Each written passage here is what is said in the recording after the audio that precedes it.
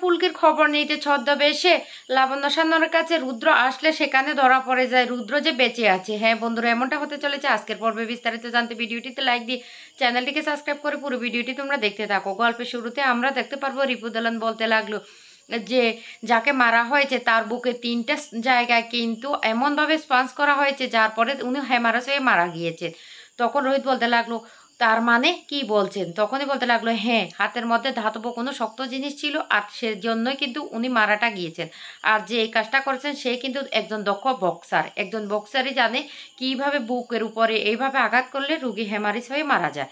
তখনই ওই কথা শোনার সাথে সাথে ফুলকি ভয় পেতে থাকে। তখনই প্রদালান বলতে লাগলো হ্যাঁ, এটা কিন্তু রীতিমতো ফুলকিকে চারিদিক থেকে ঘিরে ফেলেছে ফাঁসানোর জন্য, যে কোনো প্রকারে আমাদেরকে প্রমাণ জোগাড় করতে হবে। তখন রোহিত ভাবতে থাকে আর রোহিতের একজনের কথাই মনে পড়ে যায়। রোহিত তখন বলতে লাগলো আমার মনে পড়েছে, আর সে হলো প্রীতম। প্রীতমে এই কাজটা করতো।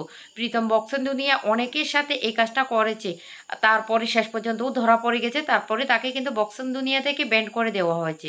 আমাদেরকে প্রীতম কোথায় আছে সেটা জানতে হবে। তখনই রিপুদালান বলতে লাগলো তোমাদের যা করা খুব তাড়াতাড়ি করতে হবে, সময় কিন্তু হাতে একটু নেই।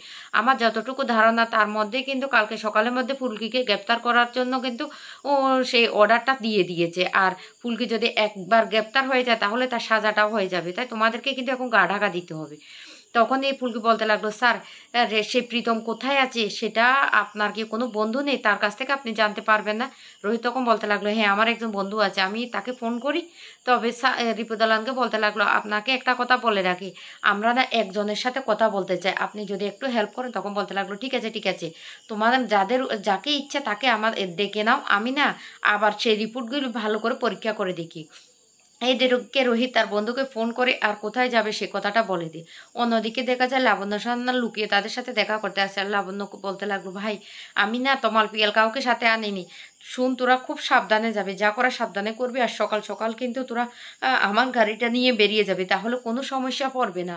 আর তোকে একটা কথা বলে রাখি, একটা কাজ করবি সবসময় মাথায় রাখবি, যা করবি কিন্তু খুব সাবধানে করবি। তখনই রোহিত বলতে লাগলো আমি তো সব কিছু সাবধানে করব, কিন্তু কিন্তু আজমিরা বলে সেই গ্রামটাতে না আমাদের একদম অচেনা, ফুলকিকে বলো যেখানে গিয়ে যেন হুটহাট করে কিছু না করে।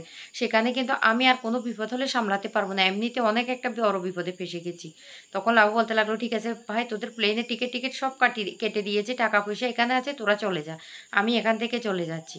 এরপরে ফুলকি রোহিতরা চলে আসে সেই কথা মতো হোটেলটাতে। আর সেখানে রোহিতের বন্ধু চলে আসে। তাকে কিন্তু প্রীতমের কথা জিজ্ঞাসা করলে বলতে লাগলো প্রীতম তো এখন এখানে থাকে না, প্রীতম থাকে ভান্ডারা নামে একটা অর্ডার এরিয়া, সেখানে নাকি তার ফাইটিং হয়। এই কথা শুনতে তখন রোহিত বলতে লাগলো কি?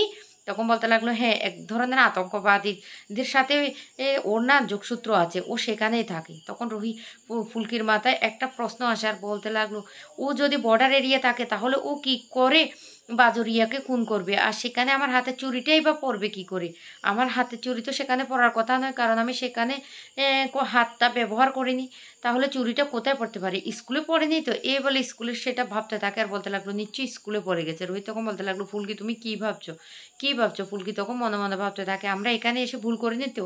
মা কালী তুমি আমাদেরকে একটা পথ দেখাও, আমার মনে হচ্ছে এখানে এসে আমরা নতুন কোনো বড় বিপদে জড়িয়ে যাচ্ছি। না হলে কেন আমরা খুনিকে ধরতে পারছি না? এদিকে লাবু অফিসে কাজ করছে, তখন সেখানে ছদ্মবেশী রুদ্র চলে যায়। রুদ্র বলতে লাগলো আমার মনে হচ্ছে লাবু সবটা জানে, রোহিত ফুলকি কোথায় আছে, কোথায় গা ঢাকা দিয়ে থাকবে, একবার জিজ্ঞাসা করি। তখন লাবুর কাছে গিয়ে এমনভাবে কথা বলতে থাকে আর আশাবরীর নামে বিভিন্ন ধরনের কথা বলতে থাকে। আর বলতে লাগলো আমি জানি আপনার ভাই আর ফুলকি না অনেক লড়াকু, আমিও না আশাবরীর সাথে লড়াই করতে গিয়ে আজকে আমার কোমরের এমন অবস্থা হয়েছে, এমন দুর্দশা হয়েছে। ও না ওর আশাবরী পিছন দিক থেকে হামলা করে, আর আমি সেটাই ভয় পাচ্ছি। ফুলকি তো অনেক চেষ্টা করছে, কিন্তু পিছন দিক থেকে যদি হামলা করে তখন লাবুর অনেকটা ভয় পেতে থাকে। আর সেটা দেখে রুদ্র মনে মনে হাসতে থাকে আর বলতে লাগলো এই তো লাবু ভয় পাচ্ছে, আমি বুঝতে পারছি লাবু যে ভয় পাচ্ছে। লাবুর মুখ থেকে একবার জানতে পারে রোহিত আর ফুলকি কোথায় আছে। তো বন্ধুরা সত্যি সত্যি কি লাবুর কাছ থেকে এবার রুদ্র জেনে যাবে ফুলকি রোহিতরা কোথায় আছে, না লাবুর কাছেই ধরা পড়ে যাবে যে রুদ্র এখনো বেঁচে আছে? কেমন হবে তোমাদের সেটা অবশ্য কমেন্ট করে জানাবে। আর পরবর্তী আপডেট দেখার জন্য যারা এখনো চ্যানেলটি সাবস্ক্রাইব করেনি সাবস্ক্রাইব করে একবার পাশে থাকা বেল বাটনটি অবশ্যই অল করে রাখবে, যাতে আমি ভিডিও দেওয়ার সাথে সাথে নোটিফিকেশন সবার আগে তোমাদের কাছে পৌঁছে যায়।